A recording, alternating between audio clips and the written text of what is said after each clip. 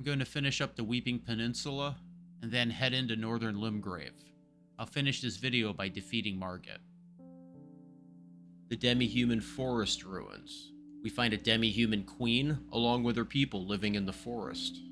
After we defeat the demi-human queen, we find out the staff she's wielding was a gift. It was given to foster peace and designed so that even someone of low intelligence could wield it. Unlike the Golden Order, Raya Lucaria seems to be a much more peaceful group. Early mages lived next to the fire giants and considered them neighbors.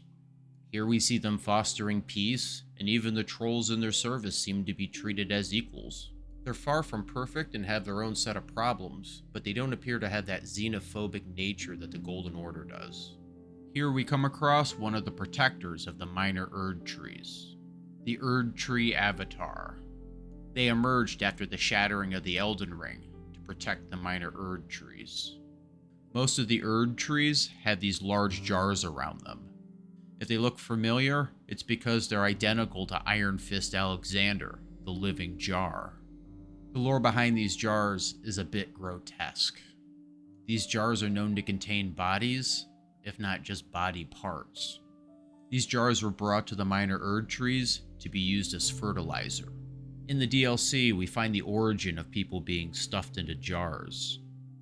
There's a good chance all these jars were brought in from another land, and the remains inside are what was left of Marika's people.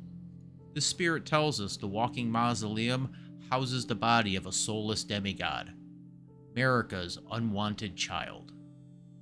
We never find out who this soulless demigod was. We do find out they were not the only one. We find the spirit of headless soldiers that protect the walking mausoleum. The mausoleum has a large bell underneath it. As it walks, it rings, summoning the soldiers to protect it. It works under the same idea of our summoning bell, summoning the ashes of war. The mausoleum is in a defense mode, because it believes it's under attack. If we run around its feet, we see what look like almost barnacles, made of skulls. When enough of them are removed, the whole structure lays back down on the ground, and all of the spirit warriors disappear. The corrupting magic that causes those who live in death is trying to corrupt this body of a soulless demigod. It prowls around, limiting its contact with the ground, attempting to shake the corruption forming on its feet. Inside, we find the body of a headless demigod. These bodies still contain a power to them. These mausoleums allow for the duplication of remembrances. This demigod's death, along with his decapitation, can be explained. There are two enemies we haven't come across yet in the game. They are the Godskins. They were two beings that were designed to kill the unkillable Golden Order. Their name is derived from the robes they wear. They would hunt demigods, skin them, and make robes from their flesh. Once again, Melina will tell us the spoken echoes of Queen Marika. It's a continuation of what we heard before. After the Tarnish have died, she will once again give them grace. They'll return to the lands between, wage war, and brandish the Elden Ring. Grow strong in the face of death, warriors of my lord, Lord Godfrey. It appears that the intention was always to bring the Tarnish back, that there was a much larger plan in action. Strange thing about this church, it doesn't have a statue of Marika. It has a statue of Radagon, the second Elden Lord. We always find one of two statues in the churches. We find Marika or we find Radagon. Each one of them is in their own pose, and they have a significance. Marika has to look as if she's hanging from a cross. It's because, in a way, she is. Inside the Erd tree, she's hanging from a large rune arc that's powering the Elden Ring. She appears to be crucified on it. Radagon looks like he's striking a strange T-pose. After he's defeated, he's turned into a sword. His head is the grip, his arms are the guard, and his body is the blade. The circular fabric pattern we see behind Marika represents the Elden Ring. The grid-like pattern behind Radagon's statue is his rune, the alterations he made to the Elden Ring. On the shores of the Weeping Peninsula, we find an Evergaol. Unlike most that we come across, This one requires a stone sword key. Inside, we find the ancient hero of Zamor. The fire giants were not native to the top of the mountain. They climbed the mountain and conquered the mountaintop. When the Golden Order went to war with the giants, the Knights of Zamor entered their service, fighting against their mortal enemies. When we come across them later in the game, they appear to have been given back their lands. So the question is, why is this ancient hero of Zamor locked in an Everjail at the furthest point from its home? The item this boss drops has a clue to the answer. We get Radagon's Scar Seal, an eye engraved with an Elden rune, said to be the seal of King Consort Radagon. These seals represent the lifelong duty of those chosen by the gods. During the war with the giants, these warriors fought on the battlefield with Godfrey. There's a very high probability some of them felt loyal to Godfrey. These are the shores where Godfrey and his warriors sailed off from. This knight may have very well attempted to leave with them. Unfortunately, this knight has a lifelong duty to Radagon. For dereliction of duty, eternal imprisonment.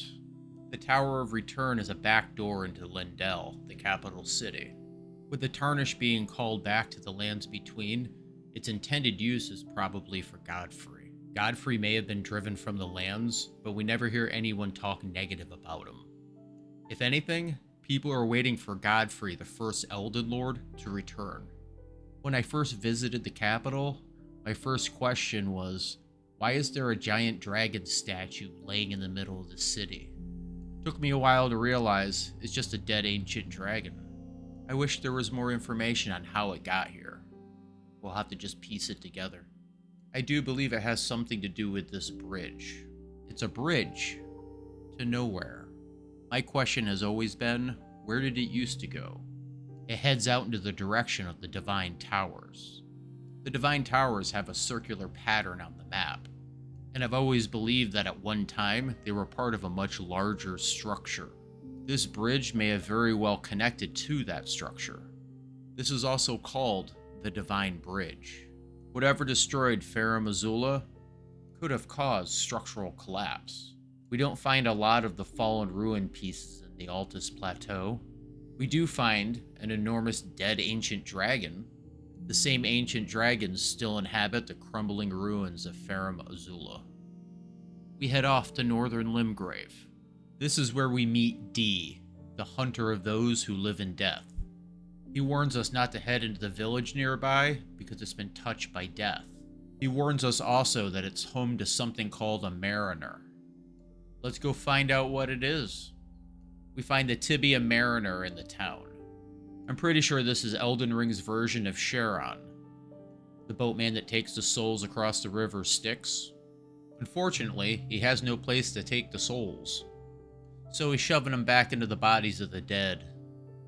Notice the purple aura around him. The Tibia Mariner is here because of the sleeping Prince of Death. Once we defeat him, all the summoned skeletons disappear, and we get a death root. Notice the death root looks identical to the thing in front of me. These things are spreading out through the roots of the Erd tree. That's how the land is becoming contaminated.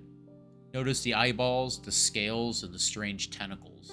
We find this very thing in the Tombsward catacombs and also in the Death Touch catacombs. We meet up with D again, and he says we have a prowess for weeding Deathroot. Thanks. D tells us we should meet someone called the Beast Clergyman named Garank. He wants us to take over for him because he has another matter he's attending to. He marks a gateway on our map that'll take us to Garank. 2 Deathbirds spawn at night in Limgrave. They spawn around the fallen ruins. Throughout the game, they will be found either near the ruins or in graveyards. Their jobs in an earlier age were to incinerate the dead. Item descriptions have them being malevolent. The reality is, they were just part of the cycle of life and death. They had a job to do, and they did it. See all the red flowers? Rest until night, and the vendor disappears. What he's replaced with is the bell-bearing hunter.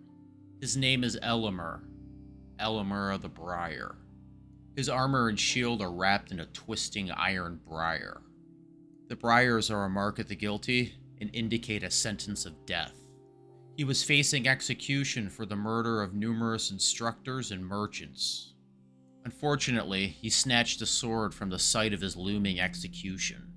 Bell bearings are the small ball that are inside a bell. They'll drop off the merchants if you kill them. We can hand him into a specific merchant and it'll give us access to their wares. He's part of an important quest line. We'll meet him again. Here's something I want to point out. We come upon a shore of a lake. Everything seems normal. When we come over to this cave, look at the name of the cave. How is this the high road? We are 2 feet above the water table of the lake, and this entire cave system goes down. Either the water level for the lake has risen drastically, or maybe the lake wasn't always there.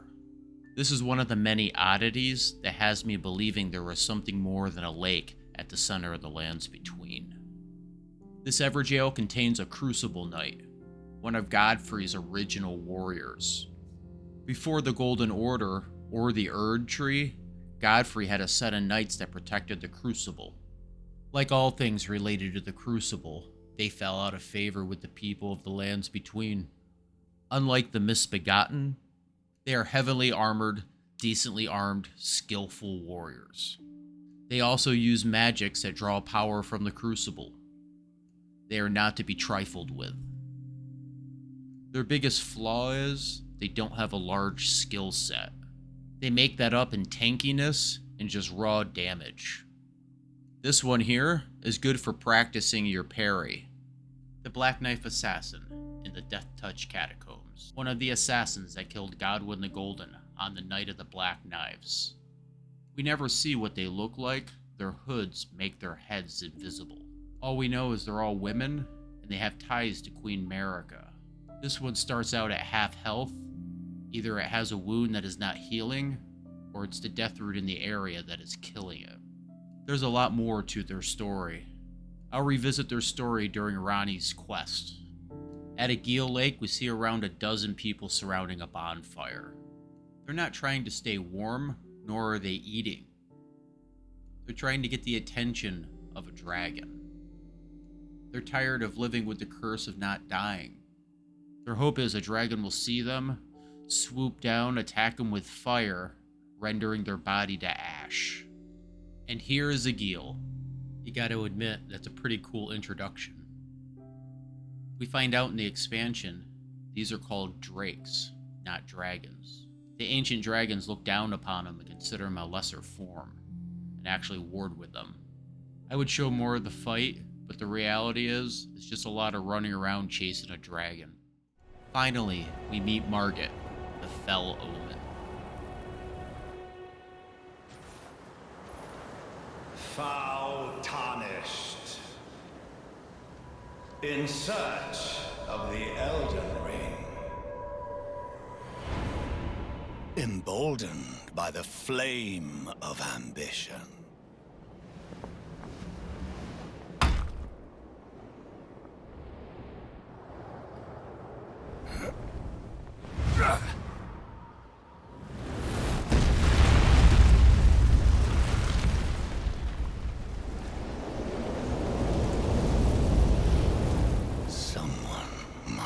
Extinguish thy flame.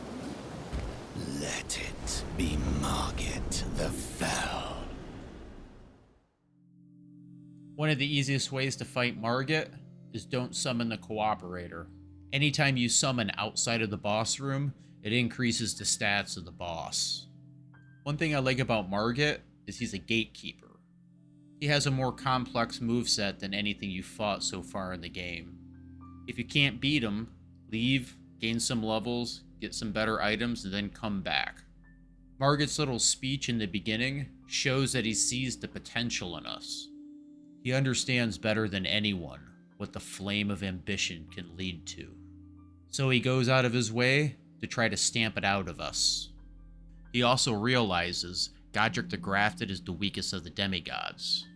His defeat can start a chain reaction. Combine the flame of ambition with the strong winds of change, and the Golden Order is going to burn to the ground. Upon his defeat, he has one more message for us. A threat.